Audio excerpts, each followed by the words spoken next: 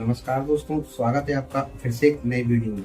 देखिए दोस्तों, किस व्यक्ति को दान करने से किस फल की प्राप्ति होती है, यानी बच्चे को, बूढ़े को, स्त्री को, बुजुर्ग को और ब्राह्मण को, किस व्यक्ति को दान करने से किस फल की प्राप्ति होती है और क्या दान करने से क्या फल की प्राप्ति होती है और कन्यादान का कितना महत्व है। सारे दानों के बारे में, यानी जो गेहूं, चावल, अन्य तेल, मसाले, जो भी चीज का दान बताया गया है दोस्तों, वह संपूर्ण जानकारी आपको इस वीडियो में मिलेगी दान के विषय में। और देखिए दोस्तों, अगर आप इस चैनल पर पहली बार हैं तो इस चैनल को सब्सक्राइब अवश्य कर लें दोस्तों, क्योंकि इस चैनल पर मैं आपको महाशिव पुराण की बुक लाइव पढ़कर सुना रहा हूँ दोस्तों, जिसमें आपको संपूर्ण और सही जानकारी प्राप्त होगी। इसमें कोई आपको झूठ नहीं मिलेगा दोस्तों।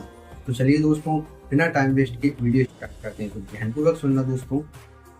विद्या की कामना वाले मनुष्य को ब्रह्म बुद्धि से बालकों को दशांग अन्न का दान करना चाहिए। यानी दोस्तों, जिन व्यक्तियों को बुद्धि की कामना हो, बुद्धि की अभिलाषा हो, जो पढ़ने में कमजोर हो, ऐसे बच्चों को, और जिनको जो बड़े भी हैं उनको बुद्धि की कामना हो, ज्ञान की अभिलाषा हो, तो ऐसे व्यक्तियों को ब्रह्म बुद्धि से, यानी ब्रह्मा जी का मन में ध्यान करके, और दशांग अन्न का, दशांग यानी 10 प्रकार का अन्न, कोई भी ले लीजिए आप, तो 10 प्रकार का अन्न उसको दशांग कहते हैं।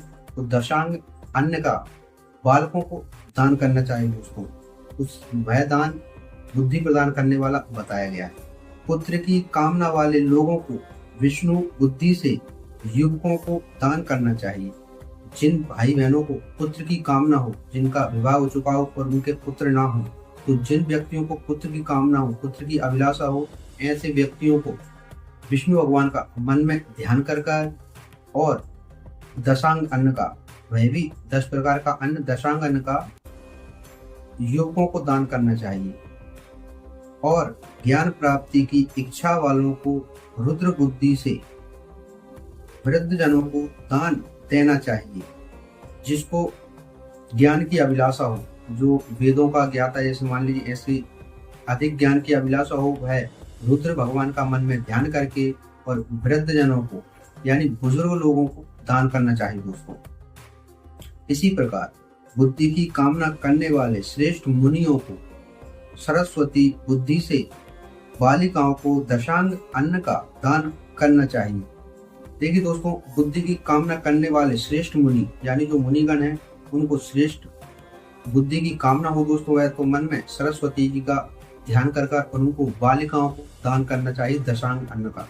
सुख भोग की कामना वाले श्रेष्ठ जनों को लक्ष्मी बुद्धि से युवतियों को दान देना चाहिए। जिन भाई बहनों को लक्ष्मी जी की प्राप्ति की अभिलाषा है, तो उनको धन प्राप्ति की अभिलाषा है, तो उनको लक्ष्मी जी का ध्यान कर मन में उनका ध्यान कर और युवतियों को दान करना चाहिए दशांग अन्न का, यानी 10 प्रकार के अन्न का। आत्मज्ञान की इच्छा वाले लोगों को पार्वती बुद्धि से वृद्ध स्त्रियों को अन्नदान करना चाहिए। ब्राह्मण के लिए शील तथा उच्च वृत्ति से लाया हुआ और गुरु दक्षिणा में प्राप्त हुआ अन्न धन शुद्ध द्रव्य कहलाता है। ब्राह्मणों के लिए जो कोई सच्चे मन से लाया हो और उच्च हो, वही दोस्तों उनको गुरु दक्षिणा में श्रेष्ठ माना जाता है, वो है दान। उसका दान दाता को पूर्ण फल देने वाला बताया गया है। वह दाता को पूर्ण फल प्रदान करता है जो शुद्ध मन से दान दिया गया हो। शुद्ध शुल्क प्रतिग्रह दान में मिला हुआ द्रव्य मध्य द्रव्य कहा जाता है, यानी बीच का द्रव्य। और खेती, व्यापार आदि से प्राप्त धन अधम द्रव्य कहा जाता है। अधम यानी बेकार, यह मान लीजिए, अधम यानी बेकार, दुष्ट, ऐसा मान लीजिए, बेकार द्रव्य दान माना जाता है। क्षत्रियों को शौर्य से कमाया हुआ, यानी क्षत्रिय हैं उनको शौर्य बाहुबल से कमाया हुआ धन। वैश्यों का व्यापार से कमाया हुआ, यानी जो वैश्य में आते उनके लिए व्यापार, कोई काम धंधा, ये मान लीजिए, तो व्यापार से कमाया हुआ धन। और शूद्रों का सेवा वृत्ति से प्राप्त किया हुआ धन, यानी जो शूद्र में आते हैं वह सेवा वृत्ति से किसी सेवा कार्य करके उससे कमाया हुआ धन उत्तम द्रव्य कहलाता है। वही उत्तम द्रव्य है दोस्तों, उत्तम धन वही माना जाता है। धर्म की इच्छा रखने वाली स्त्रियों को जो धन पिता एवं पति से मिला हुआ हो, उसके लिए वह उत्तम द्रव्य है। जो स्त्रियां हैं दोस्तों, उनके लिए जो उनके पिताजी से जो भी धन प्राप्त हुआ हो और उसके पति से जो भी धन मिलता है वही उसके लिए उत्तम द्रव्य है दोस्तों। क्योंकि स्त्रियां मान लीजिए कमाने नहीं जाती तो जो घर चलाती हैं तो उनके लिए उनके पिता से और पति से मिला हुआ धन ही श्रेष्ठ माना गया है। गो आदि 12 वस्तुओं का चैत्र आदि 12 महीनों में क्रमशः दान करना चाहिए अथवा किसी पुण्य काल में एकत्रित करके अपनी अभीष्ट प्राप्ति के लिए इनका दान करना चाहिए।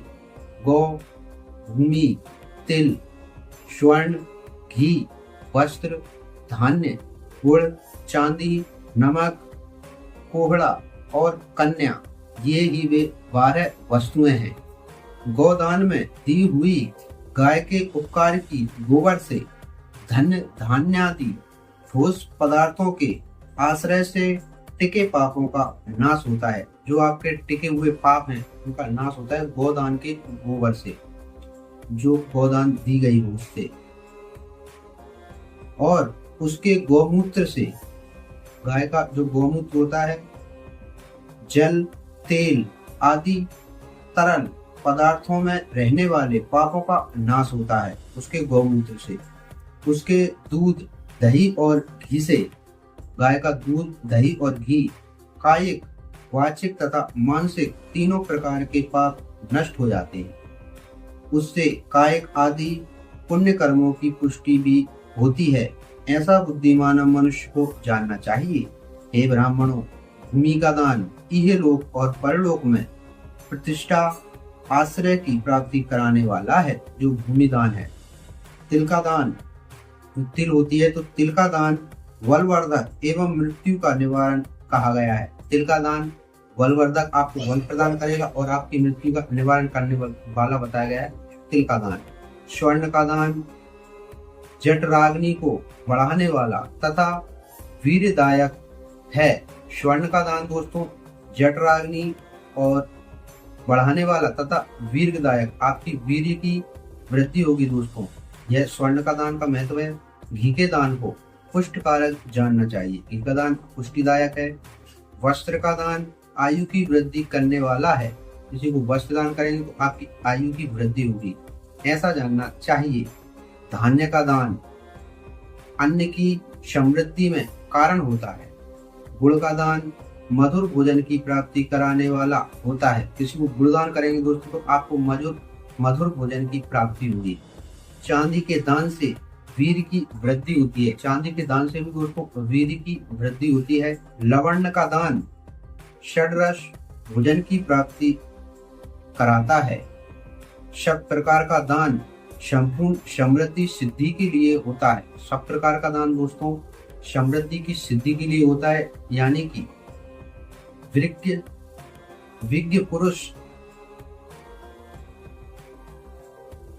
पुरुष कूष्मांडा के दान को पुष्टिदायक मानते हैं। कन्यादान, दान आजीवन भोग देने वाला कहा गया है। कन्यादान सबसे उत्तम है दोस्तों, क्योंकि वह आजीवन भोग देने वाला बताया गया है। कन्यादान का इतना महत्व है। हे ब्राह्मणों, वह लोक और परलोक में भी संपूर्ण भोगों की प्राप्ति कराने वाला है। कन्या का दान दोस्तों लोक और परलोक यानी भूमि पर भी और ऊपर स्वर्गलोक या आकाश, कहीं भी आपको जाए आप वहां पर भी, तो भूमि यानी नीचे भी और ऊपर भी, यह मान लीजिए दोनों जगह आपको भोग प्रदान कराने वाला है कन्या का दान। इतना महत्व रखता है कन्यादान। कटहल, आम, कैथ आदि वृक्षों के फल, केला आदि औषधियों के फल तथा जो फल लता एवं गुल्मों से उत्पन्न हुए हो, मुष्ट आवरण युक्त फल जैसे नारियल, बादाम आदि, उड़द, मूंग आदि दालें, शाक, मिर्च, सरसों आदि तेल, मसाले और श्रितमों में तैयार होने वाले फल समय समय पर बुद्धिमान व्यक्ति द्वारा दान किए जाने चाहिए। समय समय पर इन चीजों का दान अवश्य करना चाहिए दोस्तों मनुष्य के लिए। विद्वान पुरुष को चाहिए कि जिन वस्तुओं से श्रवण आदि इंद्रियों की तृप्ति होती है उनका सदा दान करे। श्रोत्र आदि 10 इंद्रियों के जो शब्द आदि 10 विषय हैं उनका दान किया जाए तो वे भोग भोगों की प्राप्ति कराते हैं तथा दिशा आदि इंद्रिय देवताओं को संतुष्ट करते हैं। वेद और शास्त्र को गुरु मुख से ग्रहण करके गुरु के उपदेश से अथवा स्वयं ही बोध प्राप्त करने के पश्चातम जो बुद्धिमानम यह निश्चय होता है कि कर्मों का फल अवश्य मिलता है, इसी को उच्च कोटि की आस्तिकता कहते हैं। भाई बंधु अथवा राजा के भय से जो आस्तिकता बुद्धि या श्रद्धा होती है वह कनिष्ठ श्रेणी की आस्तिकता है। जो सर्वथा दरिद्र है, जिसके पास सभी वस्तुओं का अभाव है, यानी जो धनहीन है दोस्तों, दरिद्र, जिसके पास न धन है न वस्तुएं हैं, ऐसे व्यक्ति को अभाव है, वह वाणी अथवा कर्म शरीर द्वारा यजन करे।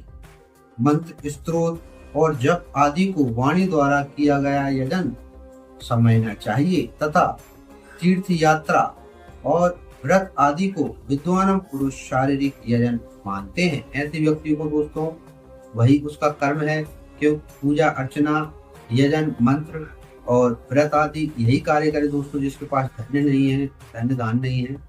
जिस किसी भी उपाय से थोड़ा हो या बहुत देवतापर्ण बुद्धि से जो कुछ भी दिया अथवा किया जाए वह दान या सत्कर्म भोगों की प्राप्ति कराने में समर्थ होता है। तपस्या और दान ये दो कर्म मनुष्य को सदा करने चाहिए। ऐसे ग्रह का दान करना चाहिए जो अपने वर्ण, चमक दमक या सफाई और गुण सुख सुविधा से सुशोभित हो। बुद्धिमान पुरुष देवताओं की तृप्ति के लिए जो कुछ देते हैं वह अतिशय मात्रा में और सब प्रकार के भोग प्रदान करने वाला होता है। उस दान से विद्वान पुरुष इहलोक और परलोक में उत्तम जन्म और सदा सुलभ होने वाला भोग पाता है। ईश्वरार्पण बुद्धि से यज्ञ दान आदि कर्म करके मनुष्य मोक्ष फल का भागी होता है। जो मनुष्य इस अध्याय का सदा पाठ अथवा श्रवण करता है उसे धार्मिक बुद्धि प्राप्त होती है तथा उसमें ज्ञान का उदय होता है। तो इस प्रकार से दोस्तों दानों का महत्व है, किस चीज का कितना महत्व है, क्या क्या दान करना चाहिए, किस दान को किस व्यक्ति को करना चाहिए, बालक बुजुर्ग बालिका सबका महत्व बताया है दोस्तों इसमें। तो आप जानिए दोस्तों, यह सारी सत्य जानकारी है दोस्तों, क्योंकि यह सारी जानकारी महाशिव पुराण में लिखी है। तो देखिए दोस्तों, अगर आपको यह वीडियो और यह जानकारी अच्छी लगी दोस्तों तो इस वीडियो को एक लाइक अवश्य करें दोस्तों, और ऐसी ही जानकारी के लिए इस चैनल को सब्सक्राइब अवश्य कर लें। तो चलिए दोस्तों, मिलते हैं नेक्स्ट वीडियो में, तब तक के लिए जय श्री राम।